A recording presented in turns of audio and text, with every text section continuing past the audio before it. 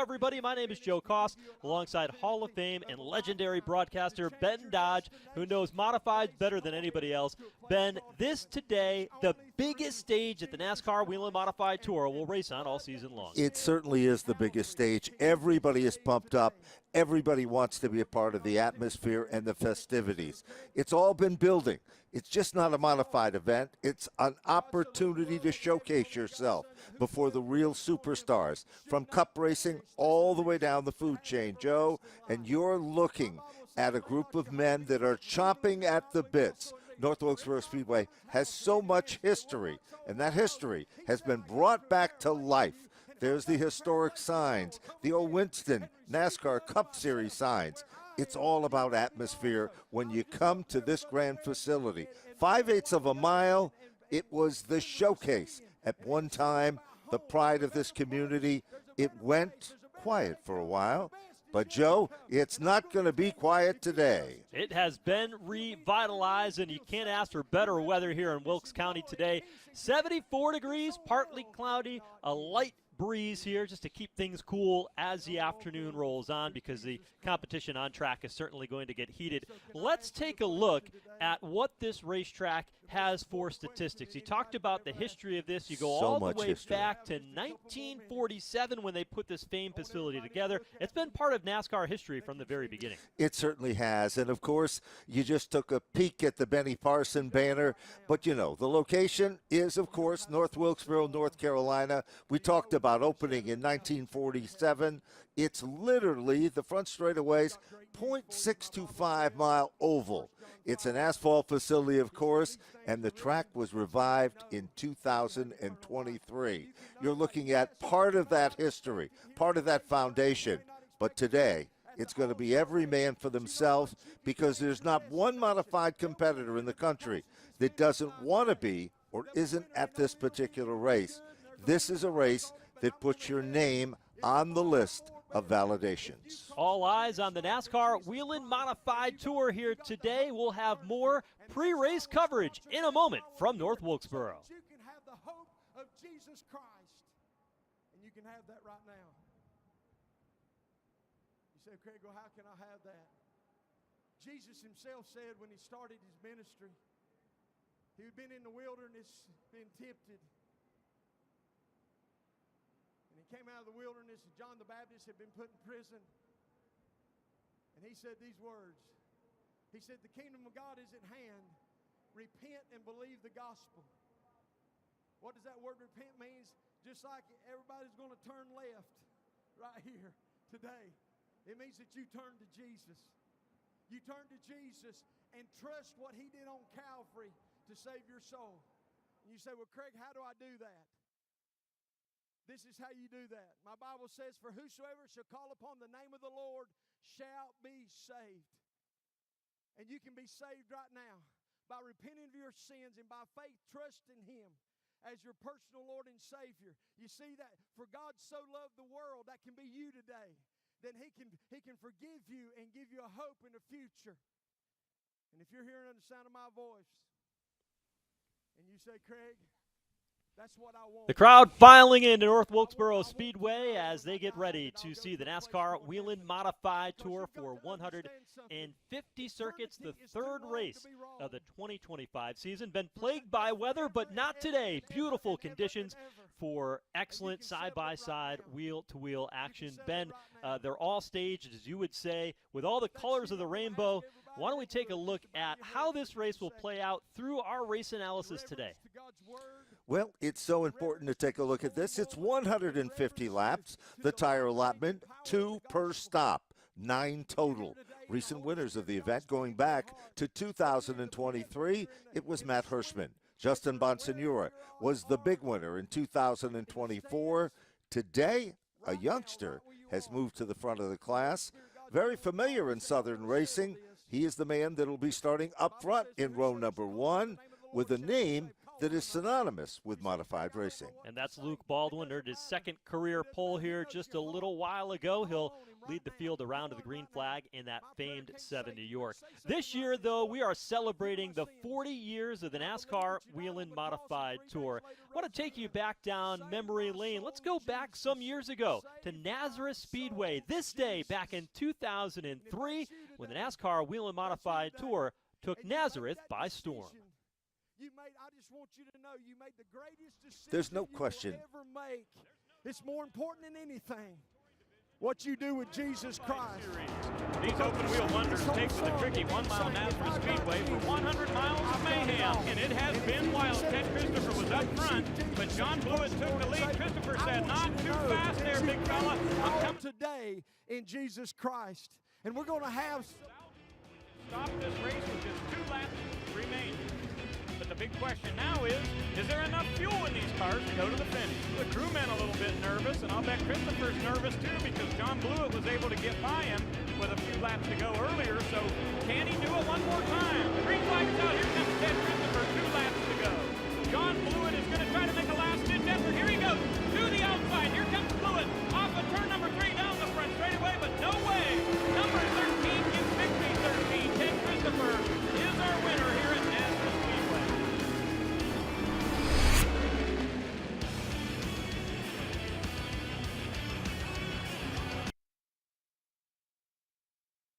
The magic of numbers. Let's take a look back at this. We just saw it.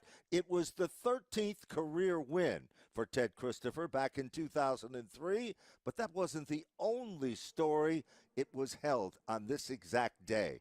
Ryan Newman, we just took a look at the number 4 car sitting behind the wheel of Garbarino's car. We'll tell you stories about that team as well later in our broadcast. We talk about the 40 years of the NASCAR Whelen Modified Tour. More excitement to come. Ryan Newman, he's in the field today. He's going to be ready to go racing for 150 laps here at North Wilkesboro. More to come as a pre-race coverage continues from North Wilkesboro.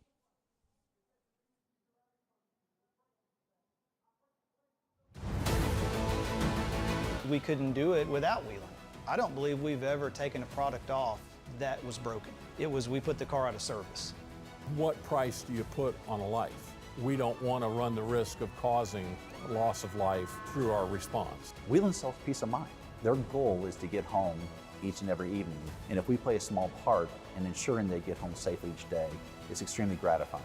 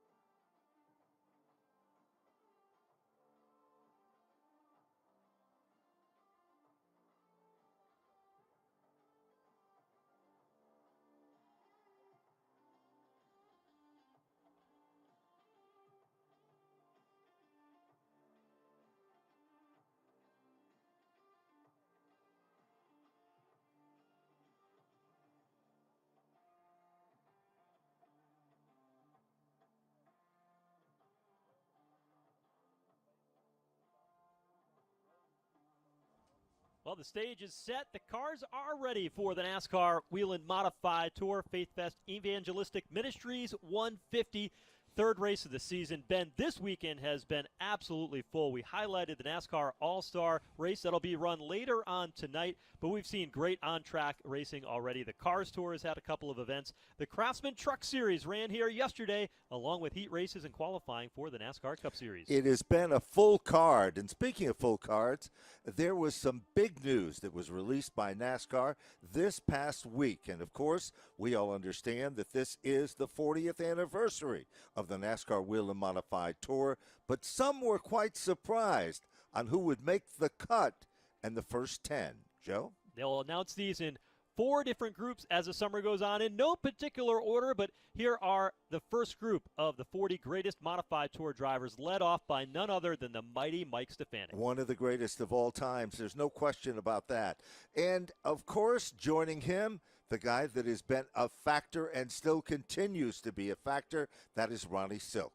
2-time champion of the series, Rowan Pennick, who won several races, drove Old Blue. 2-time champion Donnie Leah on the list, along with Jeff Fuller, who had a great and storied career. There's no question the Fuller brothers, both Jeff and Rick Fuller, made their mark in modified racing. They were among the first for Jeff to go down south, and Ricky Fuller always was a colorful, talented driver. The hot shoe, Chuck Hosfeld, Woody Pitkat, Richie Evans, of course, and Tim Conley. Speaking of Tim Conley, we have Matt Dillner joining us on the broadcast here this afternoon. Let's send it down to Matt and some more on Tim Conley. Well, this week we announced the 40 greatest drivers in Whelen Modified Tour history, and one of them was Tim Connolly right here. But he's on the bench this weekend. He's playing the role of car owner. Ryan Newman's going to be behind the wheel of the famed Mystic Missile number 4. Tim, before we get to the honor that you were given this week, explain to the fans what's going on, what's led to Ryan being in the car. Well, Ryan and I have been talking for the past year or whatever, so which is really exciting for me, my family, and the whole team. So it's an honor. Looking forward to it. We've had some fun already in a short period of time. Ryan's a wheelman. He's going to go fast. We've got some help from Ryan Stone and some of the boys. So Ryan's been on the car himself an awful lot all week long. We're excited. We're optimistic about it. Well, you know, it's probably tough to be out of the seat, too. You know, I know you had some surgery, spinal surgery, right? And how is it so far being a car owner? It sucks. I don't know how to sugarcoat it. It's a different deal, and it's tough. I'm just leaving it at that. It's tough, but Ryan being here makes it a lot easier. So I'm excited about that part of it. Well, now that it's getting loud, let's ask you, so maybe you can't even hear me. You can BS me. But what type of honor is it for you? You've been around these modifieds for a long time. You think of iconic cars, you think of Old Blue, and you think of the Mystic Missile. What is it like to be behind the wheel of this car? So, separate from all you said, I've been behind the wheel of some iconic cars in the Silver Crown Series. And that just kind of carries over into what we're doing here with the modified deal. It's a great opportunity to drive the Mystic Missile.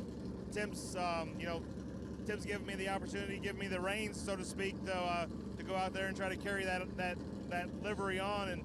And it's no better place than the historical North Wilkesboro Speedway. So to me, it's a great opportunity for all of us on the stage of All-Star Weekend, and with all the sponsors that we put together to be on and a part of this car. Just look forward to the opportunity. That's really what it's all about. But again, the legendary name of the Garbarino family, and I think Tim said he started in like 1961, right? Like long before we were ever thought of, just shortly after our parents were thought of, right? So like it's got a lot of history, and that means a lot to me.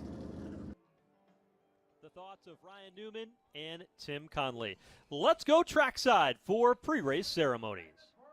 Motorsports, please welcome from Face Fest, Evangelistic Ministries, Andrew Wagner, Zach Baker, and Jameson Wooten. Drivers, start your engines!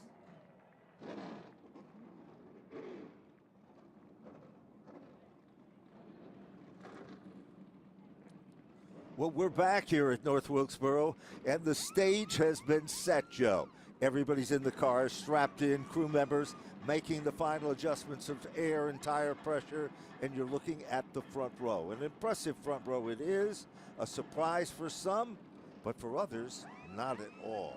Very, very talented Luke Baldwin on the front row, and he's got a quite talented driver alongside in the form of Jacob Lutz. It's the second pole of the season and second career pole for Luke Baldwin.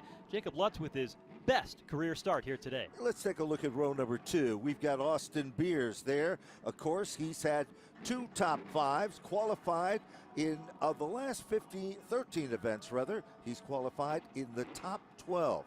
Matt Hirschman, Big Money Matt, outside row number 2. Justin Bonsignor starts 5th, defending series champion and defending winner of the race here at North Wilkesboro. He won the event back in October. Ryan Newman in the Mystic Missile number 4, 2008 Daytona 500 champion and 18-time NASCAR Cup Series champion, starts 6th. Then we go to a gentleman who is no stranger to Southern competition, Joey Coulter, driving the SRI Performance Machine. He'll start back in 7th. Tyler Ripkema, who's been coming on strong, will make up that 4th row to the outside with the bowler number 3.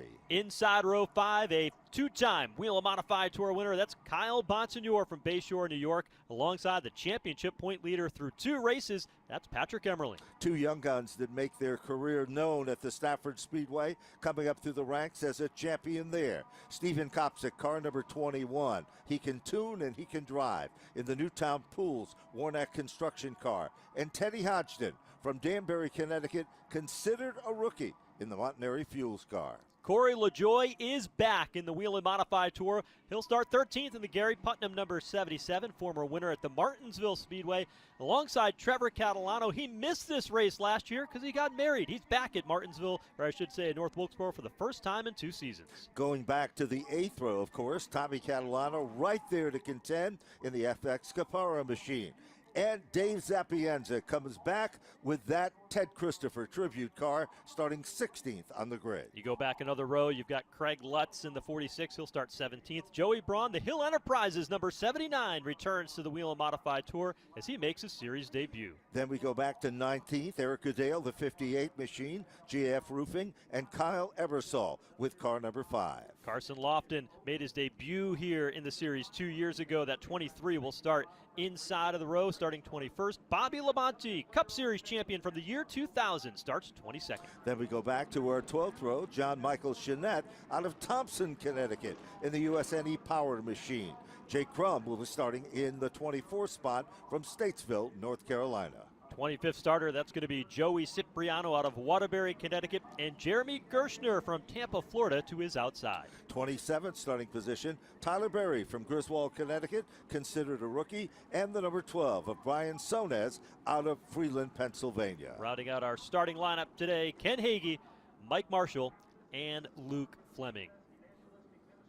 Field has begun to roll here today in what has been a hurry-up schedule here, Ben, because they had a short time to get on track earlier. They went out and they qualified, and now the race, of course, they will set the stage as a preview to what we will see for the NASCAR All-Star race later today. And because of that, it puts drivers like Austin Beers, who really are making a name for themselves in the Whelen Modified Tour, really up on the wheel, because they know this is an opportunity to showcase their talent in front of all these NASCAR owners. It certainly has. Now remember, we've seen Austin Beers do exceptionally well on a super speedway.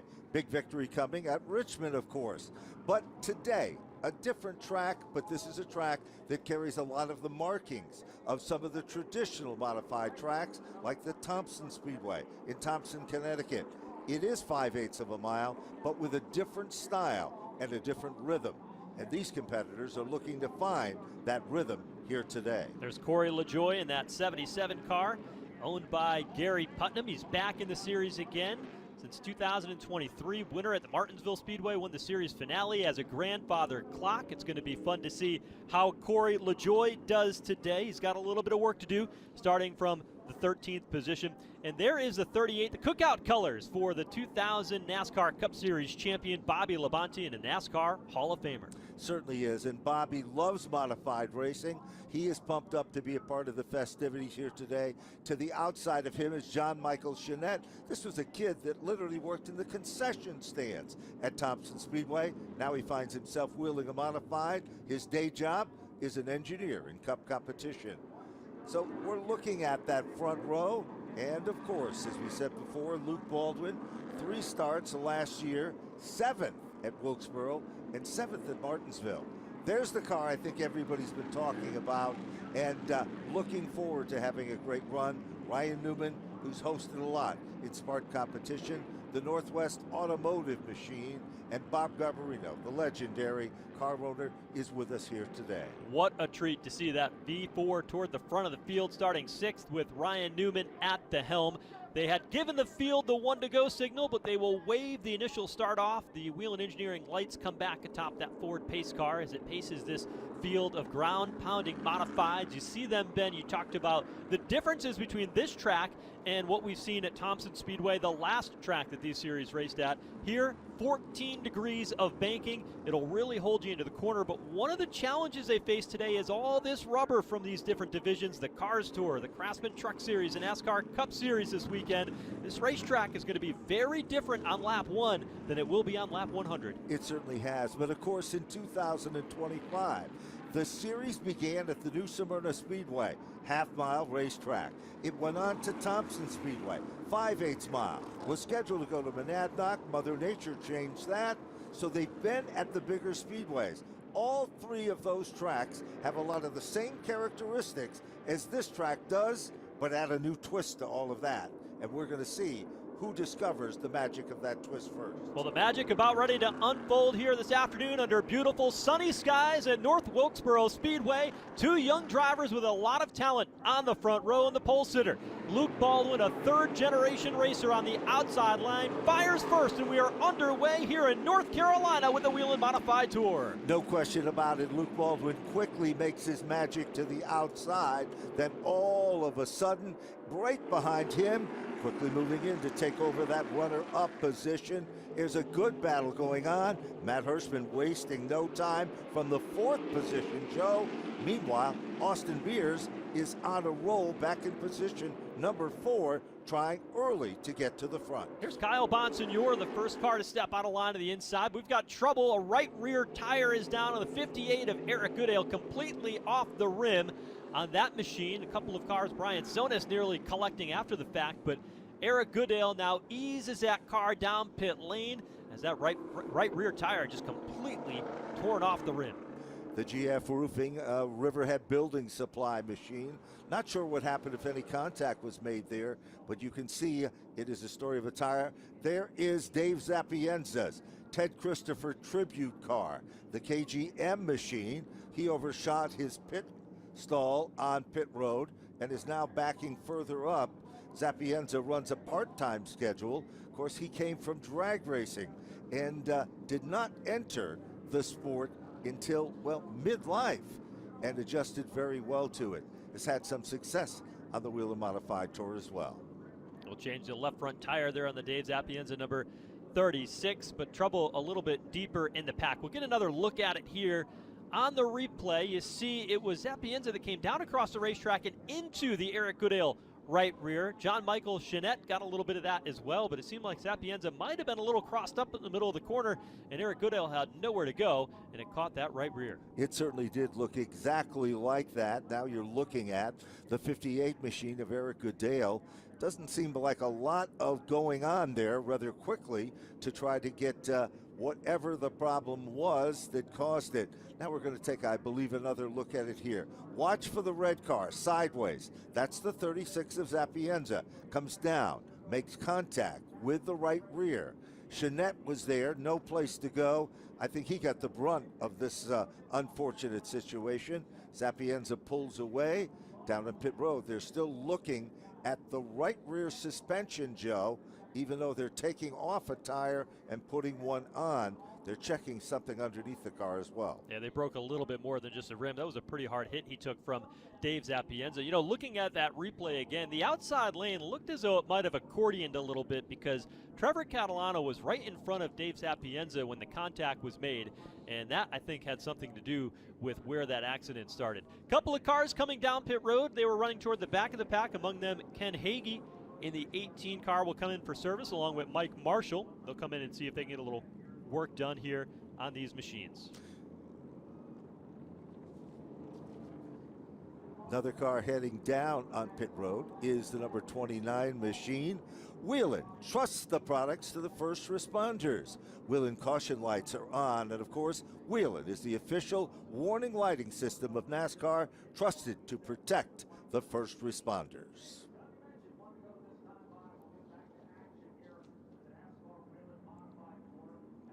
We'll take a look at that Whelen caution light. You take a look at some of the history of this race. This is only the 3rd time the NASCAR Whelen Modified Tour has run here at North Wilkesboro. The first time we were here, there were a lot of Whelen cautions, and you go back last year, it was Justin Bonsignor who had a dominating run, just one caution that race, and we expect here as the day goes on to see a very competitive side-by-side race. We're curious to see how this one plays out, if it follows the trend of the first race here or last year with a long green flag run. Remember, last year we had a new racing surface that was part of the system. Did that make the big difference? Some say yes, others say, well, they're not sure. But one thing we're sure of, we're about ready to get them fired back up. Get ready, because it's time to go back to green flag racing. Matt Hirschman, one of the great all-time veterans. His dad, a former champion in his own right. Here they come to the line. Teamed up, equally matched. Green is back out. Side by side, Joe. Baldwin with a slight advantage, but in the apex of the turn, Hirschman right there to contend. Hirschman did a nice job at the exit of turn 2 to put the nose of that 60 car out in front. He'll try to clear Luke Baldwin off turn 4, and he does.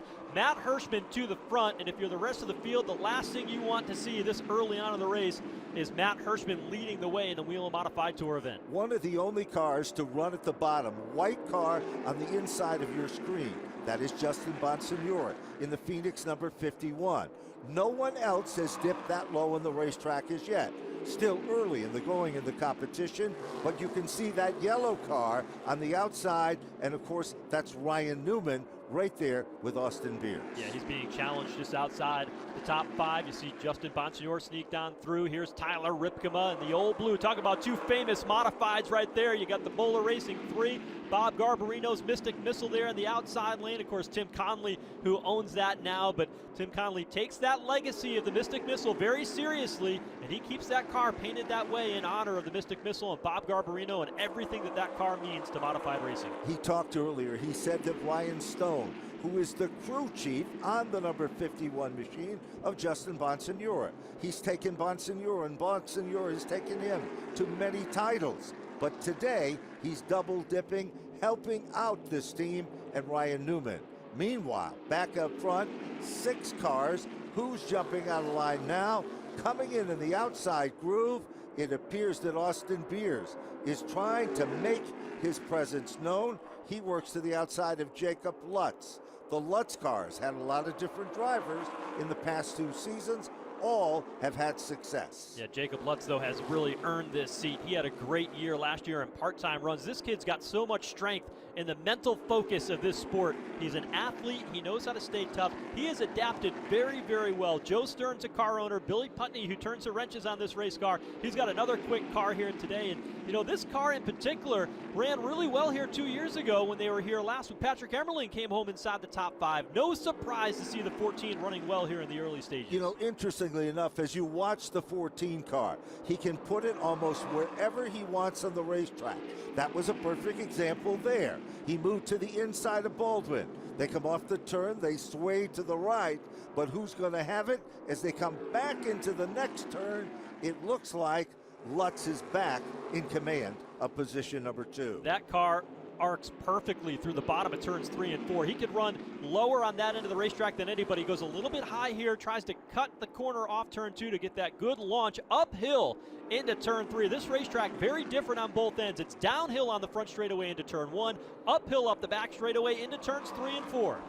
Well, we continue to watch this battle. All of a sudden, Lutz has been able to reel in within striking distance. Took a peek to the inside, didn't work that time. Pulled it back into line.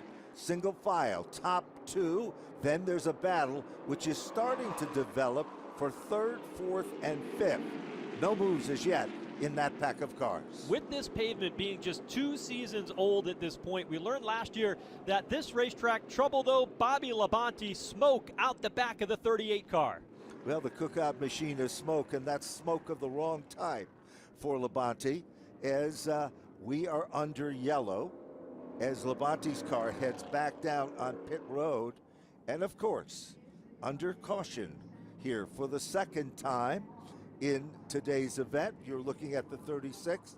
Dave Zapienza involved in caution 1 and caution number 2. That car badly beaten there on the front end. You see the front bumper. That might have been from the first caution. You see lots of damage along the left C pillar of this car as well. So pretty rough start here for Dave Sapienza, who's been running part-time with the NASCAR Whelen Modified Tour.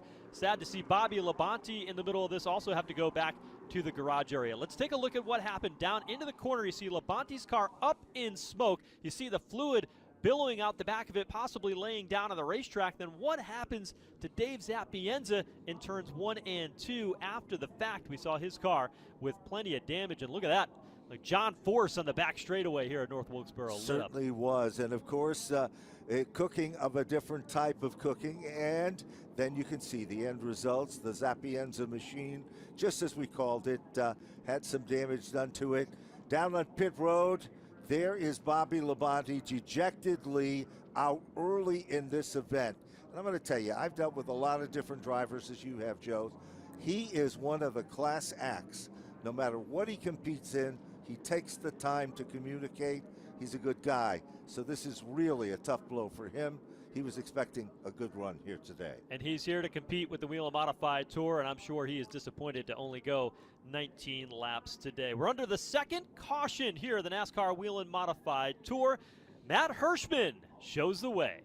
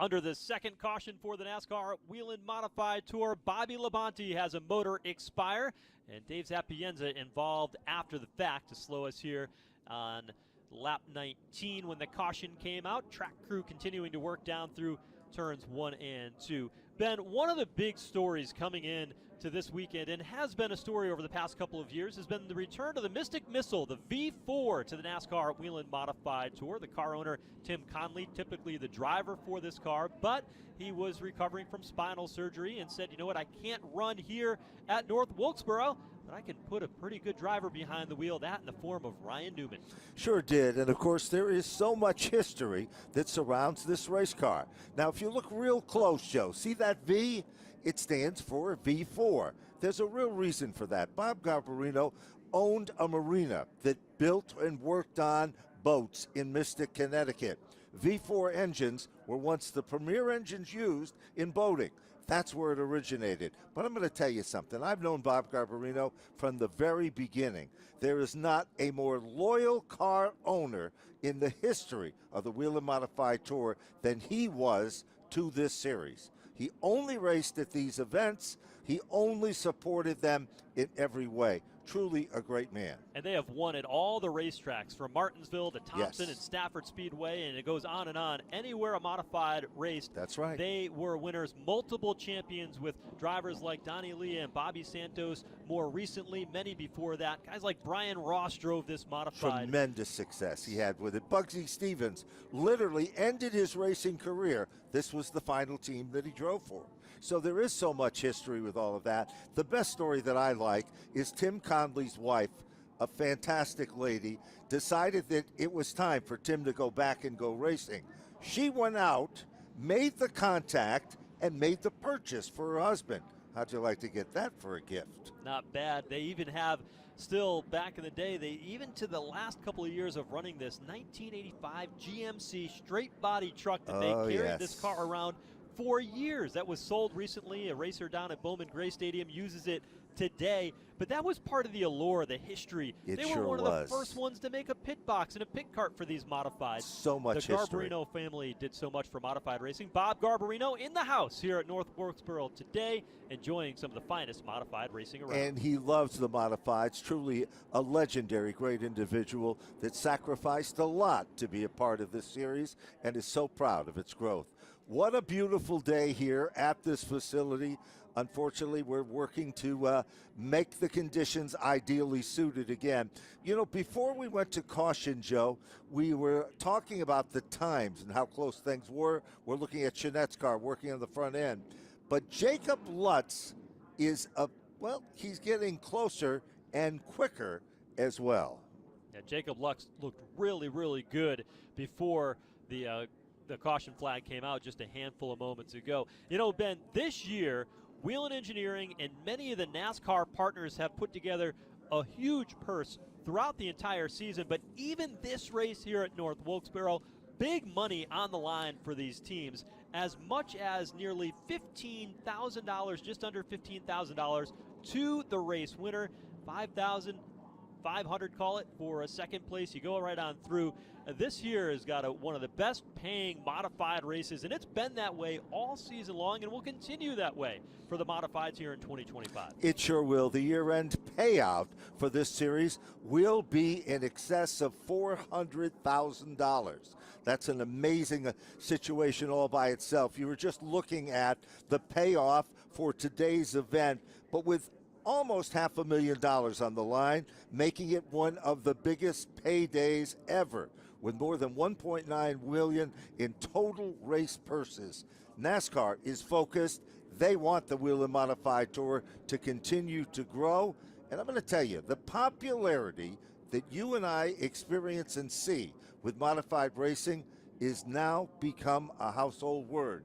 And it's been a while, but it has happened again. A premier division for modified racing. You see that here by participating on the same racetrack on the same day as the NASCAR Cup Series, with the All-Star race coming up later on today. Of course, modified's own Ryan Preece in the house today. He was qualified 5th for the Open later on tonight, trying to race his way in to the NASCAR All-Star race for the first time for RFK Racing, a champion of the series just 12 years ago in 2013. There you see the Cup Series garage open and ready as they prepare for All-Star Night, and just to be able to share the track with these teams. Wow, that's special. And there's a lot of them through that garage area who came up through modified racing. The Northeast, the heart of modified racing, is where many of those teams and drivers have come through. You think of the spotters that are on the roof, the engineers behind the scenes. Even everybody. One of the car owners will tell the story later, Gary Putnam from Vernon, Connecticut. He has won some of the biggest races as a car chief in NASCAR competition while working with Chip Ganassi.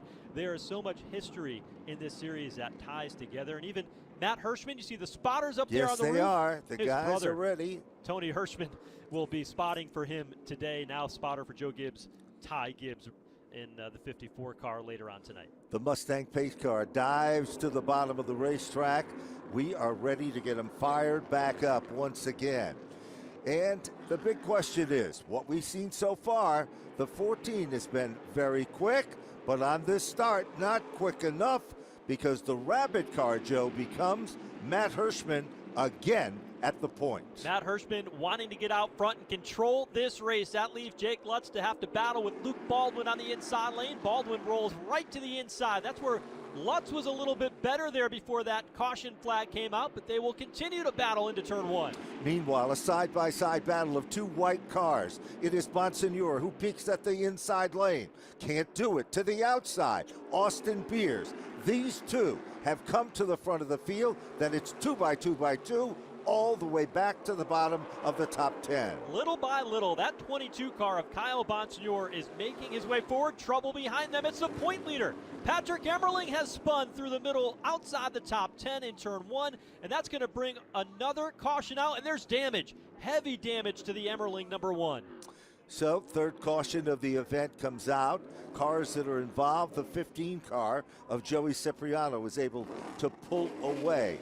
His first big outing here at the Super Speedway, was looking forward to it. But Patrick Emerling's machine, remember the story of the points, Joe, going into this event? The margin is closer than we've seen it in many, many seasons. Dale is the crew chief on that race car. And of course, they needed a good finish here today because what was that margin, Joe, between first and second? Very narrow. It's very competitive at the top of the field. 6 points separating first and second there at the top with Patrick Emerling. Let's see what happens. You see it mid-pack, and Emerling's going to get a little bit of help from behind. Might have been the Hodgson 05 that got into him. Emerling went around, and it didn't seem like he had any damage there, but sometime on the apron he might have gotten collected, possibly the green Tyler Berry car down low. Watch the 05. Watch the 4 of Newman. There's the contact there. You're right, the Hodgson machine and Emerling. Ryan Newman backed out of it. He was smart. The other cars involved came in kind of after the fact in this one. As we're looking at it is Gary McDonald's machine. Correction, no, that's the, looks like we've got the 59 car now as work still continues there. Couple of cars got out of shape getting into turn 1. Ryan Newman, one of them to the outside, as was Teddy Hodgson in the 05, went sliding through, and Emerling thought that he was going to be clear of that before the Tyler Berry car came sliding in after the fact. Now, we talked through the season. At New Smyrna Speedway, Patrick Emerling won the race, but he had to start at the back of the pack and race his way forward. Late in the going at Thompson Speedway, they had a left rear tire that would not stay on after the pit stop. He went a lap down. He was able to get that lap back and finish on the podium and had an opportunity to compete for the win in the late stages. Now it's going to be at the minimum a new radiator for the front of that one car and see how poised this team can be at salvaging this day, because in the modified tour, which is 16 races on the schedule, if you want to win the championship, you cannot have bad days. Mulligans are not what the champions give up here in this game. Certainly are not, and you can see what's going on. They're trying desperately to get that radiator back out. Remember, the temperatures of the fluid in that radiator and the radiator, it makes it almost impossible to do. But remember, the front bumper, referred to as a chrome horn, not chrome in this case at all, has been pushed back. Those are what they call bolt-on horns, Joe. They can take them off and replace them if need be. Will they have to do that to get the radiator out? Well, time holds the answer in that one, but they are definitely working to try everything possible to be able to pull that off. Obviously a lot of damage to it. You wonder how much those horns might have been bent. You could run them when they're a little sideways and bent, but you got to be able to bolt all that back together. And so once you take it apart, you know, you're going to have to take the old sledgehammer and put that back into place. So you see the teams, they're preparing for anything that might come out of the bottom of that radiator. You see where a lot of fluid was already put down on the racetrack. And what's interesting to me is they're also working a little bit before where the incident happened. And I wonder, when we saw those two cars get sideways, whether or not there was something else going on the racetrack there before that spin took place. You might be exactly right. It appears that they are looking to condition the racetrack as well. And of course, individuals like young Tyler Berry in the Billy Michaels prepared machine, the Pro Systems car, they were victims after the circumstances and all of that. But down on pit road, of course, more speedy drives required there as well. So even though we've had cautions early in the event, and of course, we continue to look at what's going on pit road. A lot of magic with those wrenches, but the clock is ticking, and hopefully they'll be able to get that out and get it back in. But boy, people aren't moving as quick as we had anticipated them to be moving as well. So while work continues on the Patrick Emerling number 1, we'll step aside as we work the third caution of today's Whelen Modified Tour event.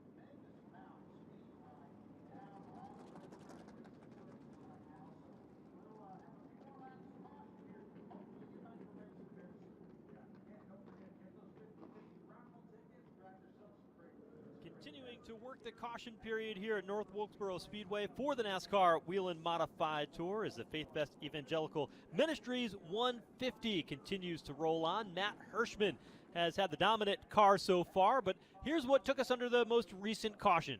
Sure did, and as you can see what took place there, Hodgson apparently made contact. We're not sure what happened there. It was a racing situation. Here's another look at it here. It doesn't appear there was contact made, but there it is. And then Ryan Newman backs out of it, and then the one car spins to the bottom, Joe. We're not sure, and then after the fact comes car number 59. Here they see the radiator punctured on the front of that one car. The point leader, Patrick Emerling, plenty of damage on the front of that machine. They've got their work cut out for them. You see the fluid pouring out from underneath it, and that is why there's so much speedy dry around this racetrack.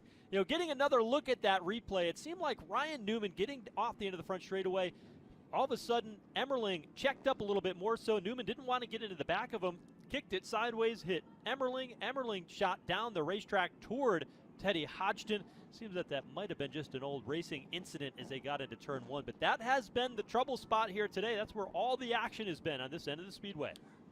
It certainly has, and of course, work still continues as they try everything to get back and into the hunt in this particular event. There is the number 77, the Curbs machine, and of course, that car is Corey LaJoie of the famed competition. You mentioned Gary Putnam.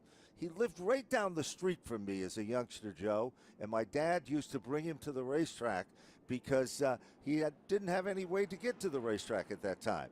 But then he went down south. He made a name for himself. He's truly a gentleman car owner, a gentleman expert when it comes to engineering and mechanics as well. 1996 was the last time they ran a points-paying NASCAR Cup Series race here at this racetrack. Gary Putnam that day was a crew member, as a tire carrier for Ricky Craven. That's right. Back that time. The gentleman that was changing tires for him, Tommy Baldwin Jr. on that same car. Those two guys, car owners in the field here today for the NASCAR Whelen Modified. You talked about Vernon, Connecticut, your hometown where Gary Putnam is from, and Corey LaJoie whose dad was an Xfinity, at the time Busch Series champion, from Danbury, Connecticut, about an hour or so apart. Danbury on the western edge of the state of Connecticut, and towards the eastern side of the state, Vernon, Connecticut, right along I-84, the two of them both coming from Connecticut. Sure was. Then you take the young up-and-comers, Stephen Kopsick from the Danbury area as well. In addition to that, Teddy Hodgson, also coming from that part of the marketplace as well. But there's a youngster, made his presence known in the Smart Series, came out like gangbusters. If only his grandfather could see what he has accomplished in a very short time. His dad, of course, the driving force behind him as well, but it looks like things are still single file, and work still continues. All eyes on pit road are on the Patrick Emerling machine for sure. Yeah, no doubt. See if that championship point leader can at least get back out. He's lost several laps on the pit lane. Can he get that car repaired, Dale Hedquist and that team, and get back out onto the racetrack? The one still working there. And this is the thing about this team. We have learned that even when the tide is turned against them, they've got that new radiator in already. It looks they like do. They're already looking to put some water back inside of it. Even though the tide has been turned against them often this season, it's how they have been able to deal with the adversity that has kept them in the fight. It's days like this that kind of show what I like to call that championship resolve. I agree with you exactly. They just never, ever gave up. They now are about to put the hood back on the car. The air cleaner has to be removed. They put a container type thing to prevent any dust or debris from getting in there from the speedy dry. Now down on pit road. This is not a scheduled stop, we don't believe, for the number 64, the Ron Newhouse Sly Sabin prepared automobile for Austin Beers. Now, Austin Beers was running in the 5th position. This a strategy call as he brings his machine down the pit lane. Either strategy, or is there something wrong with the 64 of Austin Beers? Was super optimistic coming in to this race. Until today, was the only Whelen Modified Tour driver to win a pole here at North Wilkesboro. He didn't get that today. That went to Luke Baldwin, but they will come in. Looks like it'll be tires right now. Yes. They'll take 2 rears for Austin Beers. So it was a strategic move, and that's exactly what they're doing. 2 rear tires, right side, left side on the A-Team car. They're now moving back behind the wall with the guns, making an adjustment, a round of wedge being turned in as well. Incidentally, you can see the one car is still in front of them, and now Austin Beers makes it back out. So Austin Beers will continue onto the racetrack. You saw them were putting a whole bunch of water. Now they're putting a cap over the top of the carburetor, Ben. Yeah, that's just to keep the speedy dry out. A lot of the newer cars, the Fury cars and the LFR cars as well, the hood is sealed so tight that they have to take the air cleaner off to take the hood off. In the old days, they would cut an opening and you wouldn't have to do that. When they do that, they certainly don't want any debris like speedy dry or oil dry getting down in that engine. That's the reason for doing that. Well, the car was running a moment or two ago because I saw the fan belt spinning on the front where the power steering is, and then they put the cap on it, and I see the crew guys taking their gloves off, which makes me wonder whether or not they are able to get this car repaired. It certainly does appear that something has went awry for the second time, because all of a sudden there was a lot of action going there, and now it appears not a lot of urgency. No, all of a sudden they're back behind the wall, and it appears that perhaps, maybe, their day might be over. Could be devastating for the one car of Patrick Emerling to be out this early. Sure was. And remember, 1 year ago, they picked up momentum from the Thompson show about mid-season, and from then on, there was nothing but tremendous success. And that success they carried right in to the opening events of the season. So they're going to wave the restart off here because they've got to tow that Patrick Emerling car off pit lane, and he's right at pit exit. And so Emerling will be done for the day. The crew will begin to pack up and make their way to the next stop on tour at the Seekonk Speedway here just a few weeks away from now, the Concrete Palace. But a tough break there for the one of Patrick Emerling, but it opens the door and the opportunity for drivers like Justin Bonsignor and Austin Beers and Stephen Kopsick, who are inside the top 5 of the championship chase, to pick up some points, and they are all paying attention to what they see out here on the track right now. They certainly are, and you can tell exactly just that as they now double the field up. You mentioned that they're going to be heading to Seekonk Speedway, one of the favorite stops of a lot of folks. But right now, we're focusing on what's happening here, as it looks like we're about ready to get them fired back up. Let's check in quickly on pit road with Matt Dillner.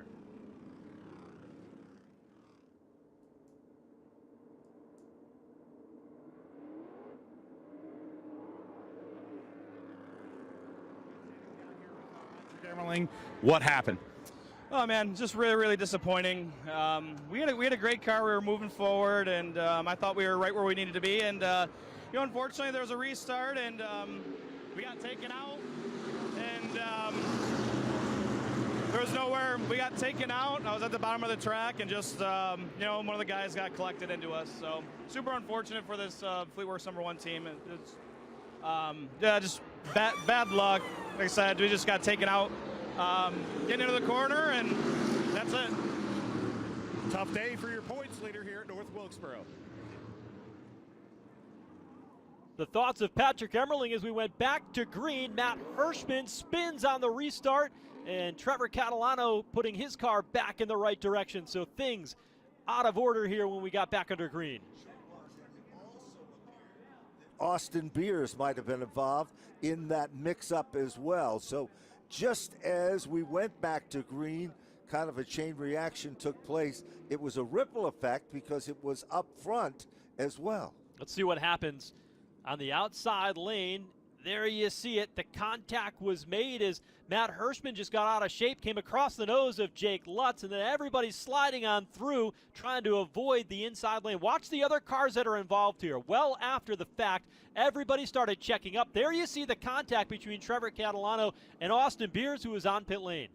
So then it was nothing but a chain reaction that brought out the caution once again, as tough break there initially we saw as we went back to green. So Matt Hirschman on his own in the outside lane spinning like that. You do not see that very often. Look here, they're battling for the race lead. Oh, there was contact. Yep. It was Jake Lutz who got into Matt Hirschman. Lutz was able to get away, and there is the 64 of Austin Beers. I didn't say it, and I was thinking it when Austin Beers came down pit road. You put yourself at risk in the back of the pack where we've seen a flurry of cautions already. That was a bit of a bold and risky move for that team, and I think he's going to get away with it here, but that was pretty dangerous to have them pit outside the top 5 and go back into where all that action was going to be. Well, it might be the best strategy they might have had or planned for. Now down on pit road, here comes, of course, heading in is number 21, Stephen Kopczyk, checking things out as well with a quick pit stop. So strategy is starting to come into play. Kopczyk's machine is, of course, the Newtown Pool sponsored car, and Stephen Kopczyk brings it down on pit road. Guys over the wall as well. Kopczyk is not only a good little race car driver who's running up front in the points in the Monaco Modified Series as well, but he and his crew work feverishly to set that car up. His dad instrumental there as well. And there is our 14 car back on pit road, Jake Lutz, and they continue to work the magic there. There's the Hirschman 60 on pit lane. He'll take an opportunity to get tires as well. The tire rule for this race, you have 5 tires that you can change throughout the event. You can only take 2 per pit stop. Matt Hirschman will take right side tires only here on this particular stop. It looks like he will head back out onto the racetrack. Now they can come back down and make more tire changes, but they can only do 2 per pit stop. So the field gets the 1 to go signal, and we'll cycle back around. The front row looks a little bit different this time. It's Luke Baldwin on the inside of the 70 York. Justin Bonsignor on the outside of row 1. Quietly making his way forward is Tyler Ripkema in Old Blue, number 3, a driver who had a lot of optimism coming in. And Kyle Bonsignor, that's Justin's cousin in the 22, will restart to the outside of row 2. Well, we're going to see exactly how all of this will affect this restart. We saw what happened in the last restart round, but Baldwin on the inside, Bonsignor is outside. And you're right, Tyler Ripkema, very strong, very consistent. All the experts say it's just a matter of time before he puts Old Blue into victory lane. They're back up through the gears and speed. Baldwin is the leader, and Ripkema sees daylight on the bottom of the racetrack. Can't quite complete the move. Bonsignor still digging in hard in the outside lane. Four-time champion in the outside lane of Justin Bonsignor trying to hold off Tyler Ripkema, but Ripkema in the inside groove will take over the second spot and give chase to the race leader, Luke Baldwin. Here comes the battle of the cousins, though. Kyle Bonsignor hot on the heels of his cousin. And you go further back, it's Ryan Newman who's trapped in the outside line. How about the 79 car, Joey Braun, making a pretty good run here today in his debut? Certainly is. Joey Braun just looking pretty racy now, surprised by some, but not by all, as they continue to work their magic. It's been a decade since that 79 of the Hill Enterprises family. David Hill and the entire group have run of the Whelen Modified Tour. Joey Braun from Long Island, New York, won in a legend car at the Riverhead Raceway earlier this month, having a good showing there. Battle for the lead. Here comes Tyler Ripkema in the 3 car, digging down to the inside lane of the racetrack, trying to take over the top spot from Luke Baldwin. There's no question, side by side, and Tyler Ripkema makes it look so easy. Car number 3 advances to the front, trying to make the crossover as Baldwin. It doesn't happen now. Tyler Ripkema out in front with Old Blue here at this historic North Wilkesboro Speedway, leading and starting to open up the gap to the second place car of Luke Baldwin as he took over the race lead 54 laps into today's event. As Baldwin now trying to find a little bit more speed. There is Ripkema, misses the entry of turn 3 and 4, and that allows Luke Baldwin to close right into the back bumper. He is able to do just that, but by the time they get down to the bottom of the turn and back on the grass, back on the gas, it is Baldwin still working him over. Looks to the outside, it just doesn't work. Bottom shot, will it pay off? And while that's been happening, it is Bonsignor who's in striking distance, preparing to make that move that may give him the opportunity for position number 1. Look how Baldwin is searching high, searching low. He enters into turn 3 a little bit higher than Tyler Ripkema. He'll able to get to the inside off the corner, but just loses all that momentum and can't quite get position underneath the 3 car. 3 car running really well and continues to dominate the racing action here. Baldwin is there. Let's look a little further back in this situation, and we see the number 46 car of Craig Lutz. We haven't talked about Lutz at all. He is contending and working his way, now pressuring Ryan Newman. Craig Lutz is currently running 10th on the field. How about the 23 car, Carson Loftin, 3rd generation racer. Brian Loftin, well known for his modified expertise, and Carson, who made his debut in the Whelen Modified Tour at North Wilkesboro just 2 seasons ago, marching to the front. He's put a lot of focus this year on the Cars Tour, and we saw great racing here this weekend at North Wilkesboro out of the Cars Tour, and he is charging to the front. Certainly is. As we go back up front, and it's still Tyler Ripkema doing a great job of holding off the heavy pressure that is being applied by the number 7 of Luke Baldwin. Baldwin cannot quite get there. He can run with him, but not able to pull alongside or move to the outside groove. 3 different leaders in the race so far today. 5 lead changes here as we just passed the 3rd mark, 4 cautions mark. This particular race, this battle for the top spot continues to rage on, but Luke Baldwin backpedaling a little bit. That allows us to look back here at the battle for 7th. Here's Carson Loftin swinging to the inside of turn 3. Carson Loftin dives to the bottom, tries to pick up the spot. Will it pay off? Loftin now moves in. That will bump the Braun machine back to the 8th position. Ryan Newman sees the same kind of an opportunity. Will it pay off for him? Not this time, but he's still right there in the inside lane. And then the 77 for Coy LaJoy running in that pack of cars. LaJoy now running in the 10th position. Talk about cars that are on the move. Carson Loftin started today's race in the 21st position. He's picked up 14 positions. Also, you look at Craig Lutz. He's picked up 8 spots since we got back into the green flag condition. He is on the move in the 46. He currently rides in the 14th spot.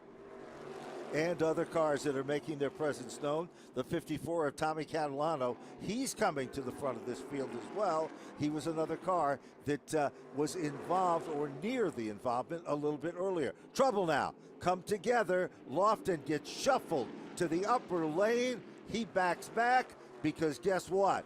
More smoke erupts from beneath car 23, and a big flame will tell the story. Fifth caution of the day. This time an engine expiring for Carson Loftin up off turn number 4. And you see, look at the fluid just pouring out of the front of that machine as it came to stop. That one went in a big fashion. Loftin, he's got that window net down, but it was going so well until then as he was battling for the 7th spot. You see, they came together and he got up the racetrack just as that motor expired. Everybody able to get down to the bottom, but a short end to Carson Loftin's day when he had a great race car.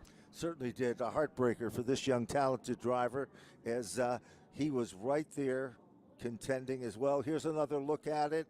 Goes to the upper groom. Little bit of situation on the bottom. Everybody squeaks on by, but the motor does expire, and that will end his day. After turning some heads here, he really had worked his way up in contention among the top 7 positions. This is going to be an interesting opportunity with this 5th caution coming out. 82 laps to go. This is about prime time to be able to come in and get some tires on your race car. So we'll see what the race leaders do and whether or not we've got a little bit of action along the pit lane. Want to circle back on what we were talking about just before the caution flag came out. Outside of Carson Loftin, who had picked up 14 positions since the start of the green flag, Craig Lutz, who was involved in that incident while racing for the race lead along with Matt Hirschman,